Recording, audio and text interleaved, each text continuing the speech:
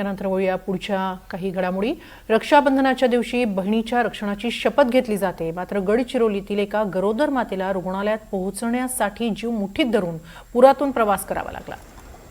एटापल्ली तालुक्यातील कोइंदुळ गावात पूल आणि पक्क्या रस्त्याअभावी रुग्णवाहिका पोहोचू शकली नाही। त्यामुळे ग्रामस्थांनी गरोदर महिलेला कावडीतून पुराचं पाणी ओलांडून रुग्णवाहिकेपर्यंत पोहोचवलं। या घटनेमुळे दुर्गम भागातील आरोग्य सेवा आणि मूलभूत सुविधांचा प्रश्न पुन्हा एकदा ऐरणीवर आलाय।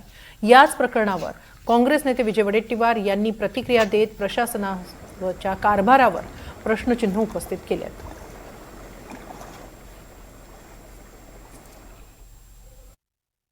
रक्षाबंधन पवित्र भावानी बहिणीच्या सुरक्षेसाठी बांधलेला हातावरचा धागा हा तिचा आत्मविश्वास, शक्ती आणि भावाप्रती असलेलं प्रेम आणि तिच्या सुरक्षेची हमी हे या सणाचं महत्व आहे। आणि याच दिवशी जर एका भगिनीला गरोदर अवस्थेमध्ये नाला पास करून जावं लागतं, पाण्यातून जावं लागतं, जीव मुठीत घेऊन जावं लागतं, तर काय दिलं आम्ही भावानी बहिणीला? काय आम्ही तिच्या सुरक्षेची खेळतो का? तिच्या भावनेशी आम्ही खेळतो? तिच्या वेदनेची आम्हाला जाणीव आहे का? या पवित्र दिनी हा प्रश्न उभा होतो।